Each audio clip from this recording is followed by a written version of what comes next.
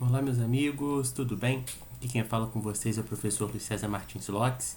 Meus amigos, hoje aqui no canal a gente vai discutir uma temática bastante interessante, que é a reforma da Lei de Improbidade Administrativa. E em seguida a gente vai discutir 4 pontos relevantes dessas importantes modificações que a improbidade administrativa tem no nosso país.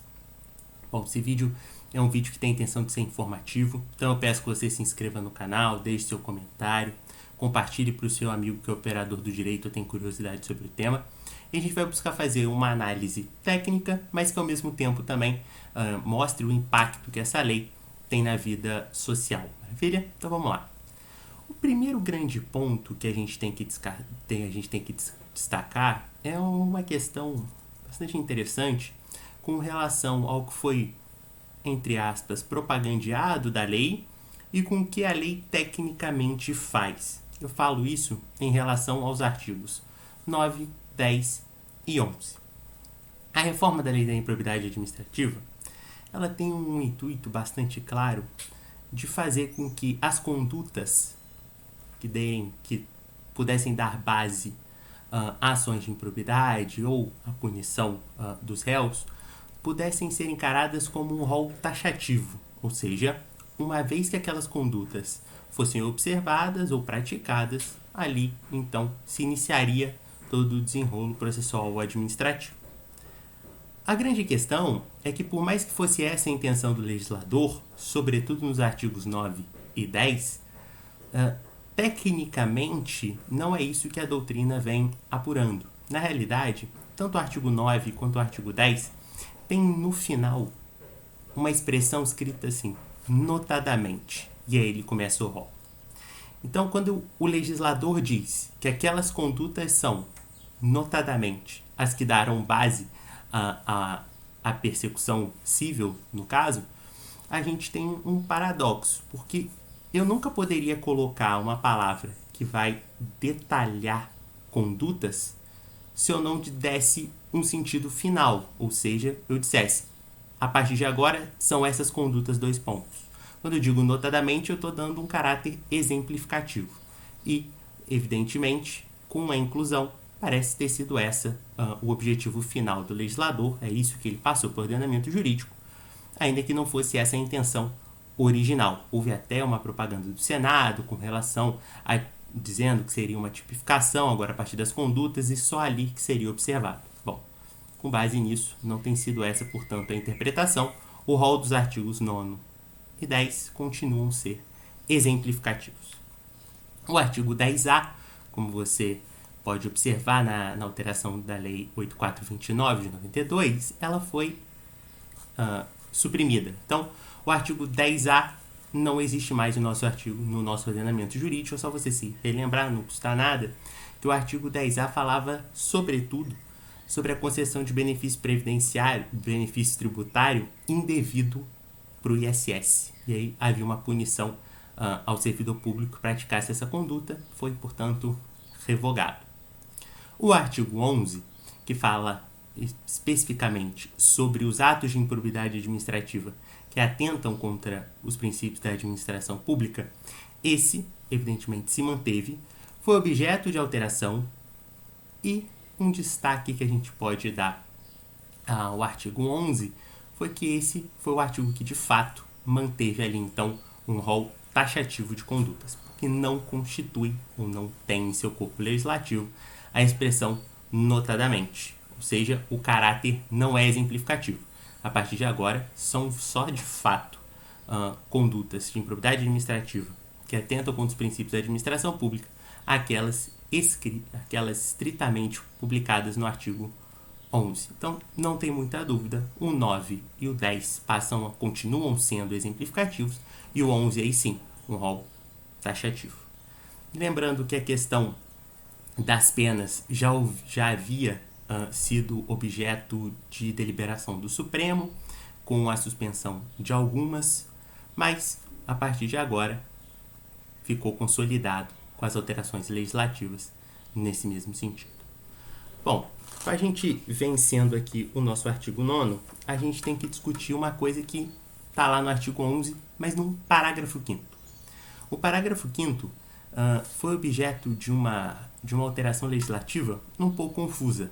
A doutrina ainda tem se degladiado, vamos dizer assim, para entender o que o artigo 11, parágrafo 5º, realmente quis dizer.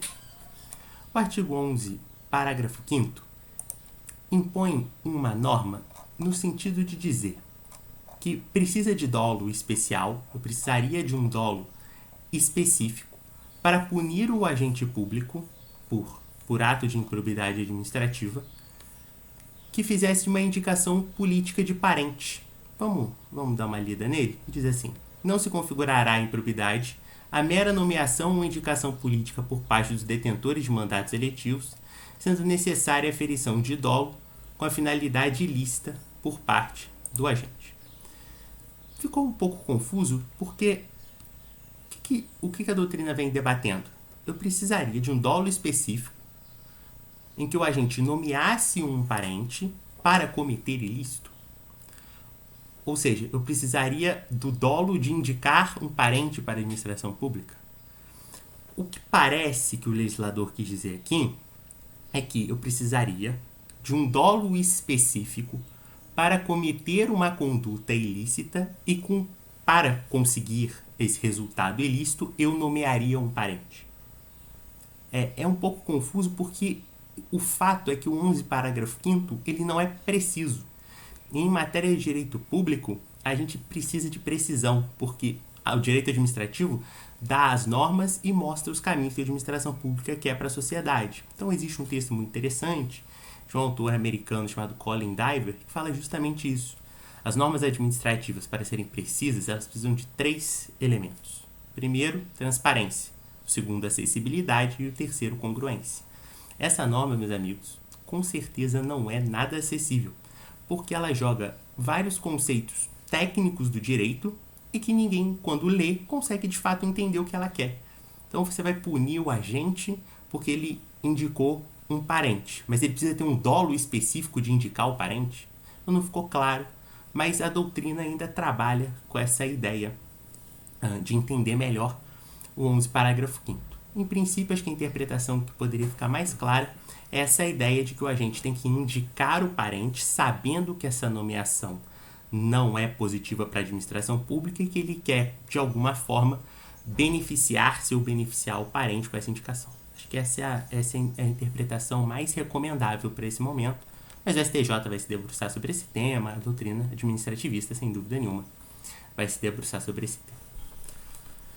Bom, a gente tem uma regra bastante interessante no artigo 17, parágrafo 6º, que disse o seguinte: que seria possível que o juiz convertesse, de ofício a requerimento, a ação de improbidade administrativa em ação civil pública.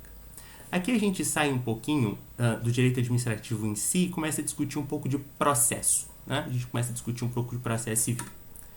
Existe uma questão aqui bastante interessante, que esse superpoder que a lei dá para o juiz converter a ação de ofício. Isso é um pouco complicado, isso já vem sendo objeto de crítica por parte da doutrina, de dar esse poder para o juiz com algo que envolva um aspecto processual que a parte fez ou que a parte escolheu. Então, se aqui, naquele momento, era possível que a parte ingressasse com a ação de improbidade, o juiz converter de ofício ao seu próprio critério, ainda que ele decida de forma motivada, é retirar o protagonismo das partes e voltar o protagonismo ao juiz, que é o exato inverso do que o nosso Código de Processo Civil de 2015 propõe. O grande slogan, a grande marca do CPC de 2015 era justamente inverter aquela lógica do CPC de 73, onde o juiz era o protagonista do processo e não as partes. Não custa lembrar que, nesse caso, o litígio aqui, ou enfim, a busca da penalização do agente público ou do particular que concorre, ela dá base ao protagonismo da sociedade e da parte que está buscando a volta do dinheiro ao erário, ou mesmo a penalização à moralidade administrativa. Quando o juiz tem esse poder de converter de acordo com o seu próprio juízo, a gente começa a discutir essas questões de objetivos da lei. Será que essa lei está com base no microsistema das ações coletivas, que tem uma de suas normas, o Código de Processo Civil, será que é isso mesmo? Então a doutrina tem sido bastante crítica com relação a esse poder que os juízes passam a ter de, claro, justificando poder fazer essa conversão de um modelo de ação em outro. E por fim, a gente tem uma modificação bastante interessante no nosso artigo 23. O artigo 23, ele foi modificado e antigamente ele tinha uma redação bastante interessante na redação original da 8429. O prazo prescricional era de 5 anos, então não tinha muita discussão, o prazo era claro, 5 anos, assim como era o prazo prescricional das outras leis, né? Do microsistema das ações coletivas. Não custa a gente lembrar que a Lei da Ação Civil Pública, incorporando o espírito da Lei da Ação Popular, também previa um prazo prescricional de 5 anos para o ingresso. Então a Lei da Improbidade Administrativa também copiou, no melhor sentido do termo, o prazo prescricional dessas outras leis. Como é que funcionava, sobretudo, a primeira parte do 23? Ele falava do mandato eletivo, né? Então, acabava o mandato eletivo, tinha 5 anos para ingressar com a ação de improbidade administrativa, contando do fim do mandato e não do cometimento do ato de improbidade. E aí a jurisprudência foi construindo um entendimento bastante interessante sobre o caso da reeleição. Então, a gente está dando um exemplo aqui do agente político. O agente político cometeu o ato de improbidade e era reeleito. Quando é que começava a contar esses 5 anos? Aí a jurisprudência consolidou um entendimento interessantíssimo e justo e ainda mais importante para a defesa da moralidade administrativa e da sociedade, de que os 5 anos começariam a contar, portanto, do fim do segundo mandato. Ou seja, o agente público só começaria a responder de fato a partir do seu segundo mandato. Essa norma era muito interessante porque evitava a impunidade, e era esse mesmo o sentido. Não obstante, o 23 foi suprimido e aumentou-se o prazo prescricional por 8 anos e tem agora algumas regras de suspensão desse prazo. Não custa a gente lembrar, fazer uma rápida lembrança da diferença entre suspensão de prazo e de interrupção de prazo. Suspensão do prazo, você suspende o prazo, evidentemente, e ele começa a contar da onde parou. A interrupção, salvo as exceções que são constituídas em algumas prerrogativas da Fazenda Pública em matéria tributária, a interrupção do prazo, ela vai contando o prazo, interrompeu, começa a contar do zero. Então eu tenho na lei hipótese de uma coisa e de outra. O que eu preciso que você entenda? Que houve uma conversão, houve uma mudança radical de prazo. Um tempo até a alteração principal eram de 5 anos. A partir de agora passam a ser 8 anos. O que, evidentemente, dá mais tempo para a administração pública ser ressarcida e os legitimados puderem ingressar com a ação. Meus amigos, como um balanço final, agora que a gente acabou essa parte específica das leis, da modificação na lei, queria que a gente refletisse sobre os impactos dessas alterações no corpo social. Parte da doutrina administrativista comemora alguma dessas alterações, afirmando que está se vencendo o chamado direito administrativo do medo, que é aquela ideia de que o bom agente público, diante do rigor que a lei trazia, ele acabava se sentindo evidentemente constrangido de seguir num regime jurídico tão severo. Então, os atos de culpa, por exemplo, em que eu não tenho dolo de cometer o ato de improbidade, passavam a ser um objeto de medo mesmo do agente público, de receio. E aí a gente começa a ver um impacto positivo nesse sentido, quer dizer, as alterações da lei, ao excluírem o elemento culpa, começam a trazer de volta uma certa confiança dos bons administradores em, evidentemente, fazer um bom trabalho. Não obstante, nós temos algumas derrotas para a sociedade com relação a esse entendimento novo, né? Algumas condutas de improbidade administrativa que não constavam no 10 e no 9 e que foram historicamente construídas sobre o inciso 11, sobretudo na doutrina do STJ, na jurisprudência do STJ, foram suprimidas. Que a partir de agora o artigo 11 é apenas aquelas condutas previstas em lei. O que não está ali é atípico e não pode ser punido com base na lei da improbidade administrativa. Então, assim como toda modificação legal, ela tem os seus prós e tem os seus contras. A sociedade ganha em um ponto, infelizmente, perde em outro.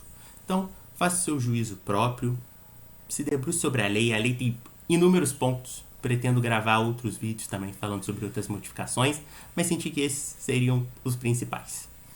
Eu agradeço mais uma vez a sua presença, muito obrigado pelo carinho e compartilhe esse vídeo, deixe seu like e se inscreva no canal. Me procure no Instagram, que está aqui na descrição, e se você quiser me mandar um e-mail, também está aqui na descrição. Maravilha? Eu agradeço, um forte abraço.